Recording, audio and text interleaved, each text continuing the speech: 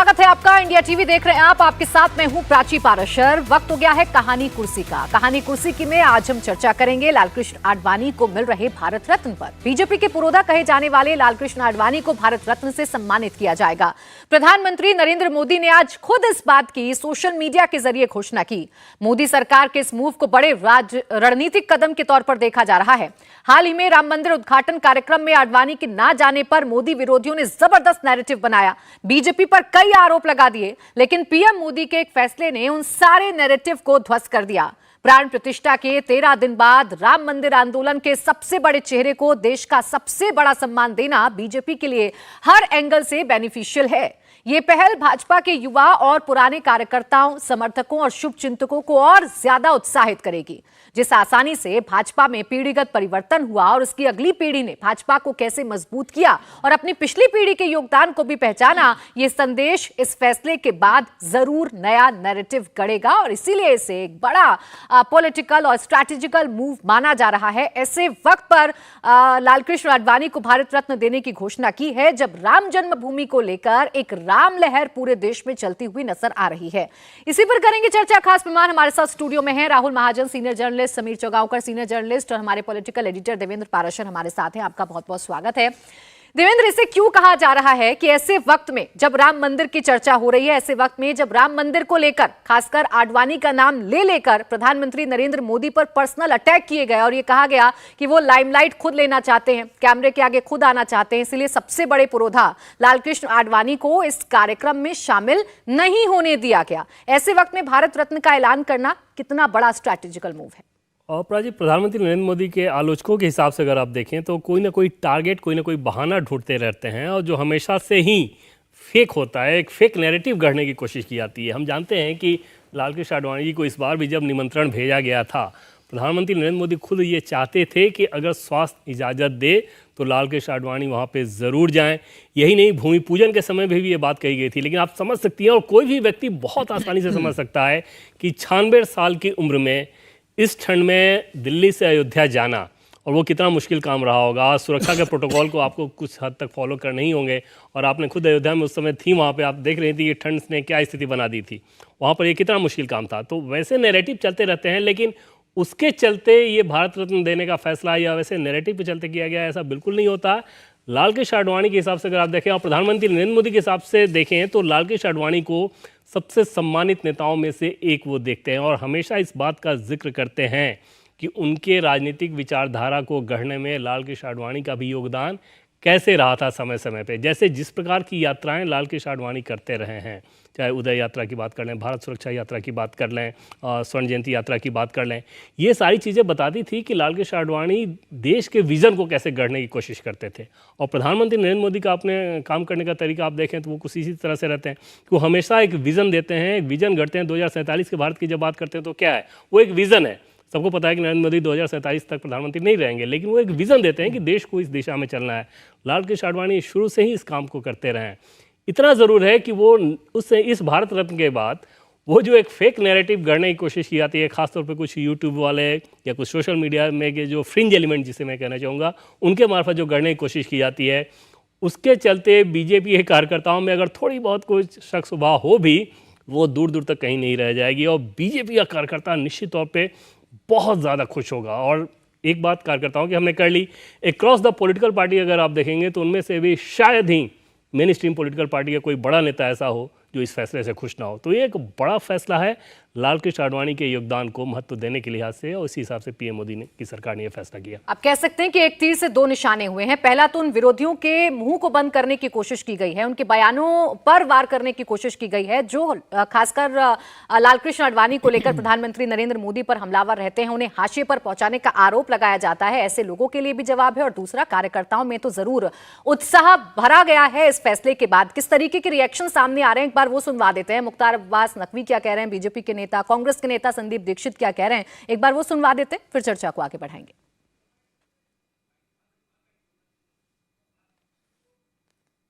देखिए, हमें बहुत खुशी है और हम सबको खुशी है कि आडवाणी जी जो सांस्कृतिक राष्ट्रवाद के एक बहुत बड़े योद्धा हैं और जिन्होंने कि तमाम संकट के समय, कंटक के समय, तमाम समस्याओं के समय और तमाम परेशानियों को झेलते हुए और देश में सांस्कृतिक राष्ट्रवाद का ध्वज फहराया और देश को और राष्ट्रवाद से जोड़ा।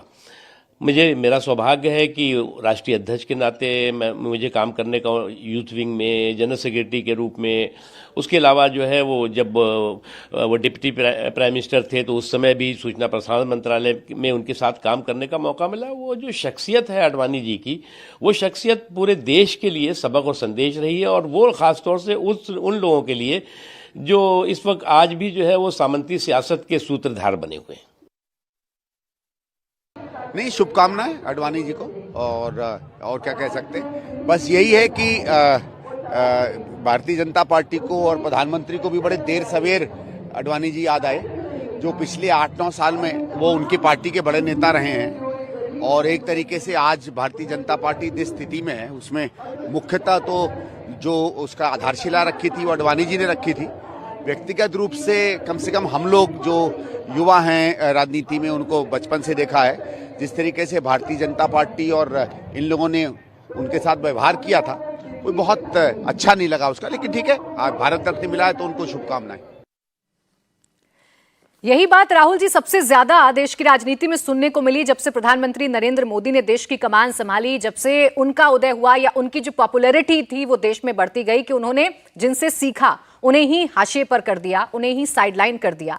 अब उन तमाम लोगों के लिए तो जवाब है, अब ये नैरेटिव तो कम से कम वो नहीं गढ़ पाएंगे कि लालकृष्ण आडवाणी का सम्मान उनकी अपनी ही पार्टी में नहीं हुआ। देखिए, पहले तो ये बात सही नहीं है कि लालकृष्ण आडवाणी को प्रधानमंत्री नरेंद्र मोदी ने हाशिए पे कर दिया। देखिए, जो लोग संघ की राजनीति को या फिर संघ के काम को या और बीजेपी की राजनीति को समझते हैं, वहाँ पे साफ है कि एक उम्र के बाद आपको नई पीढ़ी जो है उसको जगह देनी होती है और लालकृष्ण आडवाणी तो इसके बहुत ज़्यादा समर्थक रहे हैं। उन्होंने खुद जो है बीजेपी की, तब देखिए लालकृष्ण आडवाणी और वाजपेयी की एक जोड़ी कही जाती थी और वाजपेयी जो थे वो जो है मासेस हैं उनका पॉपुलर चेहरा माने जाते थे और लालकृष्ण आडवाणी जो थे संगठन के काम में बहुत महारत उनको हासिल थी। उन्होंने जिस तरह से बीजेपी के संगठन को खड़ा किया है, देखिए 1984 में जिस तरह से बीजेपी हारी थी, 2 जो है वो उनके पास एमपी रह गए थे, उसके बाद से 15 सालों में बीजेपी को अगर कोई सत्ता में लेके आया तो उसमें लालकृष्ण आडवाणी का बहुत बड़ा रोल था। मैं ये कह सकता हूँ क्योंकि उन्होंने खुद अपने हाथ से संगठन को खड़ा किया था, इसलिए उनका सबसे बड़ा रोल जो था वो उसमें था। दूसरी ओर, अगर ऐसा नहीं कि लालकृष्ण आडवाणी को सत्ता में आने की या प्रधानमंत्री पद पे आने की कोई जगह नहीं मिली या कोई मौका नहीं मिला। 2009 में जो है प्रधानमंत्री पद के वो दावेदार थे और अगर वो बीजेपी की जीत होती 2009 में तो वो प्रधानमंत्री बनते। तो ऐसा नहीं कि उनको उनके काम के लिए उनको मौके नहीं मिले या उनको पार्टी ने आगे नहीं बढ़ाया।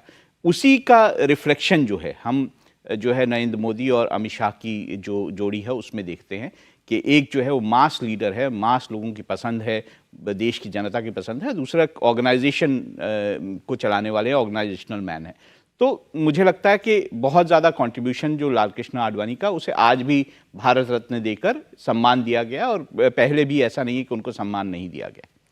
लालकृष्ण आडवाणी की समीर जी जब बात हो रही है और जब हम इस जनरेशन गैप की बात कर रहे हैं कि कैसे भारतीय जनता पार्टी में सब कुछ प्लान तरीके से नहीं रहता या सब कुछ आप पहले से भांप लें ऐसे नहीं होता है। लालकृष्ण आडवाणी अटल बिहारी वाजपेयी का एक दौर था, तो अभी अमित शाह और प्रधानमंत्री नरेंद्र मोदी की पार्टी का एक दौर है। लेकिन इन दोनों जनरेशन के बीच का जो गैप है उसमें कैसे समन्वय बिठाना है, कैसे युवा पीढ़ी को भी साथ लेकर चलना है और जो हमारी पुरानी पीढ़ी है जिन्होंने पार्टी के लिए योगदान दिया, जिन्होंने 2 सीटों वाली पार्टी को एक सबसे बड़ी पार्टी बनाने का सपना देखा, उन्हें भी सम्मानित करना है और यही स्फूर्ति भरता है कार्यकर्ताओं में। निश्चित रूप से मुझे लगता है लालकृष्ण आडवाणी को भारत रत्न देने का जो निर्णय मोदी सरकार ने लिया है, मुझे लगता है एक बहुत अच्छा निर्णय। देखिए, लालकृष्ण आडवाणी शायद अब अकेले ऐसे नेता जो हमारे बीच में हैं जिन्होंने स्वतंत्रता के पहले संघ के प्रचारक रहे, जनसंघ में रहे, भारतीय जनता पार्टी की स्थापना की। इतना लंबा जिस व्यक्ति का राजनीतिक जीवन रहा, उनको भारत रत्न देना निश्चित रूप से उनका हक बनता था। लालकृष्ण आडवाणी भारतीय जनता पार्टी के 3 बार अध्यक्ष भी रहे, उप प्रधानमंत्री रहे, गृह मंत्री रहे। संगठन में उनकी बड़ी भूमिका रही। 77 के अंदर जब इंदिरा गांधी का आपातकाल और इमरजेंसी जब लगी थी, उसके खिलाफ जब अटल आडवाणी जी ने जो संघर्ष किया है उसमें उन्होंने बड़ी भूमिका निभाई। जेल गए आडवाणी जी, और भारतीय जनता पार्टी के संगठन को मजबूत करने में उनकी बड़ी भूमिका देखा जा सकती है। मुझे लगता है एक बहुत अच्छा निर्णय लिया है। हालांकि कुछ ऐसे उनके जीवन में वाक़ये भी हुए जो शायद मतलब वो जिक्र करना नहीं चाहेंगे। मुझे ऐसा लगता है कि जो पाकिस्तान गए थे और उन्होंने जिन्ना को जिस हिसाब से सेकुलर कहा था, उस समय जो विवाद हुआ, उसके बाद उनका इस्तीफा भी हुआ आडवाणी जी का। फिर 2014 में जब 2013 में प्रधानमंत्री मोदी को गोवा में चुनाव प्रचार अभियान का प्रमुख बना था, उस समय थोड़े आडवाणी जी नाराज हुए थे, उन्होंने इस्तीफा दिया था, लेकिन बाद में उन्होंने उसे स्वीकार किया और पार्टी की लाइन पर भी आडवाणी चले। मुझे लगता है आडवाणी इसको डिजर्व करते थे। उनका पूरा राजनीतिक जीवन शुचिता का रहा है। 1 रुपये का करप्शन का आरोप नहीं लगा उनके ऊपर। कभी परिवारवाद की राजनीति उन्होंने नहीं की कि अपने परिवार के लोगों को राजनीति बढ़ाओ। जब जैन डायरी हवाला मामले में उनका नाम आया, उन्होंने तत्काल इस्तीफा दे दिया था, और जब उससे बरी हुए उसके बाद ही उन्होंने चुनाव लड़ा। तो ये बताता है कि अपने नाम को लेकर और शुचिता की राजनीति को लेकर लालकृष्ण आडवाणी कितने सजग थे। और एक मिसाल है कि इतना लंबा राजनीतिक जीवन होने के बाद, लगभग 55 साल का राजनीतिक जीवन रहा, कभी 1 रुपये का किस व्यक्ति के ऊपर आरोप नहीं लगा, न संगठन में न सरकार में। विपक्ष भी मुझे लगता है कि लालकृष्ण आडवाणी की ईमानदारी की बात की तारीफ करते थे। प्रणब मुखर्जी तो कई बार कर चुके थे कि लालकृष्ण आडवाणी जैसे अगर नेता कांग्रेस में भी होते तो हमारी भी बहुत अच्छी स्थिति होती। तो मुझे लगता है उनका योगदान बहुत लंबा रहा है, जनसंघ के अंदर रहा है, संघ के अंदर रहा है और भारतीय जनता पार्टी के अंदर रहा है।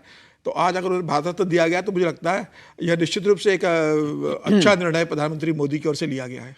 जब लालकृष्ण आडवाणी और प्रधानमंत्री नरेंद्र मोदी का जिक्र देवेंद्र होगा तो उन तमाम बातों का भी जिक्र होगा जो खटास की चर्चा की गई। 2013 की घटना का जिक्र अभी समीर जी ने किया, लेकिन इन सब के बीच जो सबसे बड़ी बात उभर कर आती है वो है गुरु शिष्य का रिश्ता। चाहे उनके रथ का सारथी बनना प्रधानमंत्री नरेंद्र मोदी का हो, चाहे समय समय पर इस तरीके से तस्वीरें सामने आना जिसमें गुरु शिष्य का रिश्ता वाकई में नजर आता है। उसमें हो सकता है कि गुरु शिष्य के बीच में कभी किसी बात को लेकर कोई खटास हो जाए, कभी महत्वाकांक्षाओं को लेकर खटास हो जाए, लेकिन एक सम्मान हमेशा रहा और वही सम्मान इन तस्वीरें जो हम दिखा रहे हैं देखिए उसमें भी परिलक्षित होती है देवेंद्र। और प्राची, गुरु शिष्य का जो रिश्ता है वो आप कह सकती हैं कि लालकृष्ण आडवाणी और प्रधानमंत्री नरेंद्र मोदी के बीच वो उस रिश्ते का एक हिस्सा है। ओवरऑल जो रिश्ता था वो ऐसा रिश्ता है जो वो ऐसा समझ में आता है हमेशा। और बातचीत करने के आधार पर मैं ये कह रहा हूँ कि वो एक पिता पुत्र का संबंध है। पिता पुत्र के संबंध में गुरु शिष्य का रिश्ता भी होता है, इसके अलावा भी तमाम चीज़ें होती हैं। और वो जो आदर और स्नेह जो दिखता है वो यही दिखता है। अब जैसे एक केस अगर आप देखें किसी भी केस में भी, जैसे मेरे बाबूजी के साथ बहुत सारे डिफरेंस ऑफ ओपिनियन होते हैं, लेकिन इसका मतलब क्या हुआ? और उसमें कई सारे मुद्दे पे आप अलग अलग राय रख सकते हैं। कई बार ऐसा होता है कि मेरे बाबूजी मुझे बहुत फटकार लगा देते हैं किसी चीज़ पे, लेकिन आप एक्चुअल पोजीशन जब आप देखोगे तो वहाँ पे आपको समझ में आएगा कि ये रिश्ता इतना प्रगाढ़ है। और जिस 2013 के उदाहरण की आपने बात कही वो मैं आपको बताऊं कि गोवा में जब नरेंद्र मोदी को कैंपेन कमेटी का चेयरमैन बनाया गया, उसके बाद जब वो दिल्ली आए हुए थे तो दिल्ली आने के बाद पृथ्वीराज रोड पे लालकृष्ण आडवाणी के घर पे नरेंद्र मोदी गए। वहाँ पे सिर्फ 4 आदमी थे। उन 4 आदमी में से एक व्यक्ति ने ये बात बताई थी। वहाँ पे जाने के बाद आडवाणी जी चेयर पे बैठे और नरेंद्र मोदी वहाँ पे उनके पाँव के पास बैठ के प्रणाम किया उन्होंने, और उसके बाद उनका हाथ पकड़ के ये पूछा कि मुझे आपका आशीर्वाद क्यों नहीं मिल रहा है। तब लालकृष्ण आडवाणी ने ये कहा था कि ये कैसे संभव है और कब ये हो सकता है कि तुम्हें मेरा आशीर्वाद ना मिले। मेरा आशीर्वाद सदैव तुम्हारे साथ था, है और हमेशा रहेगा। फिर उन्होंने कहा कि लालकृष्ण आडवाणी ने कि मुझे दुख इस बात का होता है कि एक सेक्शन में ये प्रचारित करने की कोशिश की जाती है कि तुम आगे बढ़ रहे हो और इससे मुझे समस्या आ रही है, और मेरी चिंता वो होती है कि ये कौन कर रहा है और क्यों इस तरीके से कर रहा है। मैं कोई सलाह दे सकता हूँ, कोई राय मशवरा कर सकता हूँ, लेकिन इस रूप में प्रोजेक्ट किया जाना ये बात मुझे आहत करती है। और वहाँ पर जब नरेंद्र मोदी वहाँ से निकले थे तो बहुत खुश होकर गए थे कि जो भी भ्रम पैदा करने की कोशिश की जा रही थी वो नहीं थी। एक दूसरा केस आया था 2009 के लोकसभा चुनाव से पहले। लालकृष्ण आडवाणी ने अचानक पार्टी में सलाह मशवरा किए बिना ये ऐलान कर दिया था कि वो एक यात्रा निकालेंगे। अब वहाँ पर नरेंद्र मोदी उस बात से इस रूप में सहमत नहीं थे कि कुछ दिन बाद ही लोकसभा चुनाव में जाना है, और तब बीजेपी के पास इतना फंड नहीं हुआ करता था। आपको चुनाव में जाना है और आपको चुनाव पे फोकस करना चाहिए, ना कि यात्रा निकालने पे। चुनाव से 1-1.5 साल पहले अगर आप यात्रा कर रहे हैं तो आपके संसाधन उसमें लग जाएंगे, और वहाँ पे उन्होंने अपनी असहमति दी थी। तो इस तरह की चीज़ों को अगर आप देखें तो उसमें जो केंद्र में दिखेगा वो आपको एक दूसरे के प्रति चिंता, फिक्र, स्नेह दिखेगा, नैरेटिव गढ़ने वाले ये गढ़ने की कोशिश ये ज़रूर करेंगे कि हाँ इन दोनों में कुछ डिफरेंस ऑफ ओपिनियन हो रहा है, कुछ अलग चीज़ें हो रही हैं।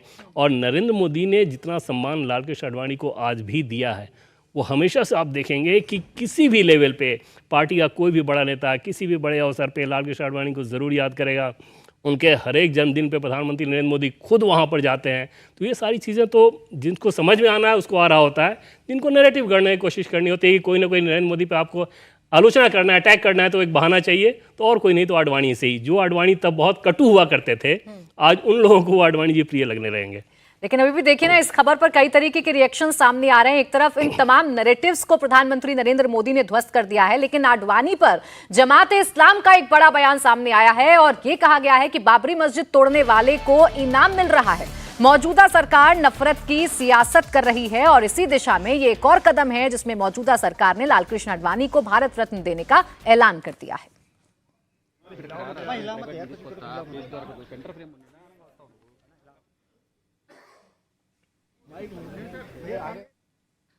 अब जो हुक्मरान हैं, नफरत की सियासत, दस्तूर के उसूलों की पामाली और जमहूरी जो हुकूक हैं, जमहूरी जो इक़दार हैं, डेमोक्रेटिक जो वैल्यूज हैं, उन सब को पामाल करते हुए ये मौजूदा सरकार काम कर रही है। तो मौजूदा सरकार से इस बात की तवक्को रखना कि वो ऐसे लोगों को इनाम देगी जो अमन और इंसाफ का काम कर रहे हैं, तो मौजूदा सरकार का रवैये के ऐन मुताबिक है कि वो बाबरी मस्जिद को तोड़ने वालों को इनाम दे। तो जो कुछ हुकूमत ने किया है, हुकूमत उनके जो अपने मकसद है उस हिसाब से इनाम दे रही। ये देश के लोगों को सोचना चाहिए कि ये हुकूमत क्या दस्तूर के मुताबिक काम कर रही है, कानून के मुताबिक काम कर रही है, डेमोक्रेसी के मुताबिक काम कर रही है, जमहूरी हुकूक के मुताबिक काम कर रही है, इंसान दोस्ती के मुताबिक काम कर रही है। ये असल सवाल देश की जनता से है। हुकूमत से सवाल करने का, मौजूदा हुकूमत से सवाल करने का कोई जवाज ही नहीं है। मौजूदा हुकूमत तो नफरत ही की बुनियाद पर अपना कारोबार चलाना चाहती है, ऐसे ही लोगों को इनाम देगी। देखिए, एक तरफ अब आडवाणी को भारत रत्न मिलने पर सवाल उठा दिए गए हैं जमाते इस्लाम की तरफ से और इसे नफरती फैसला बताया है, तो दूसरी तरफ कैसे राजनीतिक गलियारों में इसका स्वागत हो रहा है। एक और बयान सामने आया है, शरद पवार ये कह रहे हैं कि आडवाणी को भारत रत्न देने का निर्णय एकदम सही है। वैचारिक रूप से मैं आडवाणी से सहमत नहीं था। आडवाणी जी ने राजनीति में बहुत काम किया है, राजनीतिक तौर पर मैं उनसे सहमत रहा हूं। हाँ, वैचारिक तौर पर हमारे मतभेद हो सकते हैं, लेकिन उन्हें जो भारत रत्न देने का फैसला लिया गया है ये बिल्कुल सही है। हालांकि जमाते इस्लाम का बयान तो आपने सुन लिया। अब राहुल जी, दोनों बयान, भारत की सियासत में इसकी चर्चा भी होगी, एक तरफ राजनीतिक गलियारों में लालकृष्ण आडवाणी के योगदानों की चर्चा हो रही है, तो एक वर्ग ऐसा भी है जो अभी भी इसे बाबरी मस्जिद से जोड़कर देख रहा है, अभी भी इसे राम मंदिर से जोड़कर देख रहा है और कह रहा है ये तो नफरती फैसला है मौजूदा सरकार का। देखिए, या तो कोर्ट के फैसलों को मान लें या फिर जो नैरेटिव है उसे मान लें। अगर कोर्ट कहता है कि बाबरी मस्जिद ध्वंस में या फिर बाबरी मस्जिद को गिराने में लालकृष्ण आडवाणी का रोल नहीं था तो नहीं था। दूसरी बात ये भी है कि मुझे नहीं याद कि कांग्रेस ने या फिर बाकी सरकारों ने कितने बीजेपी या आरएसएस के लोगों को जो है वो भारत रत्न दिया है। यहाँ पे तो बीजेपी ने कर्पूरी ठाकुर को भी भारत रत्न दिया है। तो मुझे लगता है कि ये पॉलिटिकल बातचीत अलग होती है, लेकिन जो व्यक्ति जो है वो पाकिस्तान जाके जिन्ना के लिए उन्हें सेकुलर बता दे और उसके लिए उसको बहुत ज़्यादा अपनी पार्टी और अपने आरएसएस में बहुत नाराज़गी झेलनी पड़े और ये कारण हो जाए कि उनका पॉलिटिकल करियर जो है वो हाशिए पे आ जाए, वो व्यक्ति जो है इतना पढ़ा लिखा था, मैं खुद इसका साक्षी हूँ, वो किस तरह से चीज़ों को पढ़ते लिखते थे, कितनी किताबें पढ़ते लिखते थे और हमेशा जब भी वो कहीं पे भी जाते थे उनके पास एक किताब रहती थी जिसको वो पढ़ते रहते थे। तो वो बहुत ही पढ़े लिखे लालकृष्ण आडवाणी व्यक्ति हैं। मैं ये भी जानता हूँ कि देखिए, ये जो अभी हम बात कर रहे थे कि एक नैरेटिव जो किया जाता है कि प्रधानमंत्री नरेंद्र मोदी और लालकृष्ण आडवाणी के बीच में कोई डिफरेंसेस थे, ऐसा ही नैरेटिव जो है वाजपेयी और लालकृष्ण आडवाणी के रिश्तों को लेकर भी किया जाता था। तब भी ये चर्चाएं जोरों पे चलती थी कि लाल कृष्ण आडवाणी और अटल बिहारी वाजपेयी जो हैं उनके बीच में कुछ ना कुछ खटपट है, वो रिश्ते अच्छे नहीं हैं, उनका जो है कोई अपनी बात को आप कंप्लीट differences है। करिएगा राहुल जी, बस जरा लाइव तस्वीरें दिखा दें। लाल कृष्ण आडवाणी इस वक्त इन तस्वीरों में नजर आ रहे होंगे और उनको देखिए पूरी जानकारी दी जा रही है और उनको ये बताया जा रहा है कि भारत रत्न उनको दिया जा रहा है और अब बधाइयों का जो सिलसिला है वो शुरू हो गया है। देखिए फोन पर जो बातचीत है वो करवाई जा रही है और उन्हें बधाइयां लगातार दी जा रही हैं। सोशल मीडिया के जरिए भी बाकायदा उन्हें फोन करके भी बताया जा रहा है कि आपको भारत रत्न मिला है और भारत रत्न मिलने के साथ ही ये खबर अपने आप में कितनी बड़ी है। प्राची, बेटी तस्वीर में हैं जो आप ये देख जो- रहे हैं, हाँ जी, जो फोन जो उनकी उनको बेटी दे रहे और हैं, साथ में जो बार-बार। दूसरे शख्स दिख रहे थे उनके बेहद करीबी सहयोगी दीपक चोपड़ा। वो अब राहुल लाल सर, हाँ बिल्कुल सही बताया। दीपक चोपड़ा जो उनके पर्सनल सेक्रेटरी रहे हैं, बहुत समय से, बहुत सालों तक उनके साथ रहे हैं और अब भी साथ हैं। और प्रतिभा आडवाणी जो हैं, उनकी जिम्मेदारी ज़्यादातर ये रहती थी कि उनके खान पान का, उनकी बाकी सब चीज़ों का वो बहुत ध्यान रखती थी ताकि उनकी सेहत बनी रहे। तो ये सारा रिश्ता रहा है। और दूसरी मैं जो बात कर रहा था, देखिए अटल बिहारी वाजपेयी और आडवाणी के जिस तरह के रिश्ते थे, आप सोच नहीं सकते हैं कि दोनों के बीच में कितना मतलब सौहार्द था, एक दूसरे को लेकर कितना सम्मान था। उसका सबसे बड़ा एग्जाम्पल मैं आपको बताता हूँ। 2005 में जब जिन्ना प्रकरण के कारण लाल कृष्ण आडवाणी जो हैं उनको लेकर बहुत ज़्यादा जो नाराज़गी संगठन और संघ में थी, तो संघ के साथ जो रिश्ते ख़राब हो रहे थे उसमें अटल बिहारी वाजपेयी ने बाकायदा खुद लाल कृष्ण आडवाणी को अपने घर बुलाकर संघ के साथ बात करवाई और ताकि ये रिश्तों में जो खटास थी वो कहीं ना कहीं कम हो सके। और उसके बाद जाके जो 2004 और 2009 में जो लाल कृष्ण आडवाणी की भूमिका रही वो हमारे सामने है। तो मुझे लगता है कि जो बाहर से नैरेटिव बनाया जाता है वो और असलियत जो होती है काफ़ी डिफरेंट होती है। तो अब देखिए तस्वीरें आप लालकृष्ण आडवाणी के घर से ही देख रहे हैं। उनकी बेटी लगातार उन्हें फोन के जरिए जितनी भी प्रतिक्रियाएं सामने आ रही हैं, सोशल मीडिया पर जो उन्हें बधाई दी जा रही है उसके बारे में जानकारी दे रही हैं, बाकायदा दिखा भी रही हैं। वो बैकग्राउंड में आएंगे। अच्छा अच्छा अच्छा, ठीक है ठीक है ठीक है, सर माइक रख के ठीक है,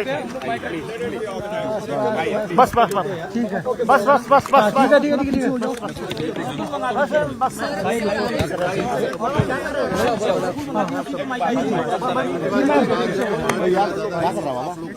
नीचे करो थोड़ा भाई, माइक नीचे करो यार, माइक नीचे करो, अरे माइक नीचे करो। जानकारी दी दादा को बहुत खुशी है मुझे भी पूरे परिवार को कि दादा को इतना बड़ा सम्मान, देश का सर्वोच्च सम्मान मिला है। निश्चित ही आज मुझे एक व्यक्ति जिसकी याद सबसे ज्यादा आ रही है वो मेरी माँ है और माँ का दादा के जीवन में बहुत बड़ा योगदान रहा है, निजी जीवन में भी और राजनीतिक जीवन में भी।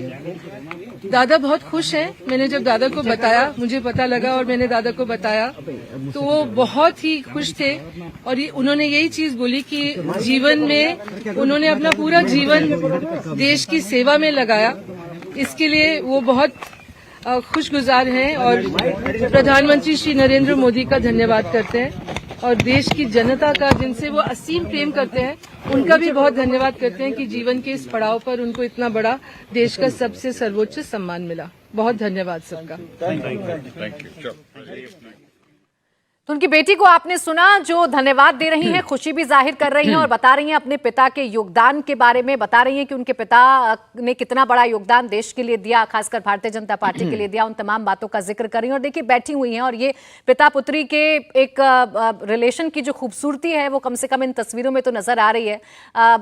लालकृष्ण आडवाणी बैठे हुए हैं और उन्हें एक एक बात की डिटेल में जानकारी दे रही हैं और ये बता रही हैं कि देखिए इतने इतने लोग हैं जो अभी तक आपको बधाइयां दे चुके हैं, पार्टी के इतने इतने लोगों की तरफ से प्रतिक्रियाएं सामने आ गई हैं, या जो विरोधी दल के नेता हैं उनकी भी प्रतिक्रिया सामने आ गई। यहाँ पे एक चीज बहुत खास तरीके से देखिए कि जो लालकृष्ण आडवाणी 96 साल की उम्र में कमरे से निकल के बाहर बयान देने नहीं आ रहे हैं, हाँ। उनके बारे में नैरेटिव फैलाया जा रहा था कि वो अयोध्या जाना अयोध्या उनको नहीं जाने दिया जा रहा है। जबकि जब मेरी बातचीत वहां पे हुई थी तो उस दिन ये बताया गया था कि उनकी इच्छा जरूर है, लेकिन समझा जा सकता है कि 96 साल की उम्र में कैसे संभव है कि इतनी दूर यात्रा करना। और इसीलिए कह रहे हैं ना कि सारे प्रोपेगेंडा जो हैं वो फिलहाल ध्वस्त हो गए हैं सरकार के इस फैसले के साथ ही, प्रधानमंत्री नरेंद्र मोदी के इस फैसले के साथ ही।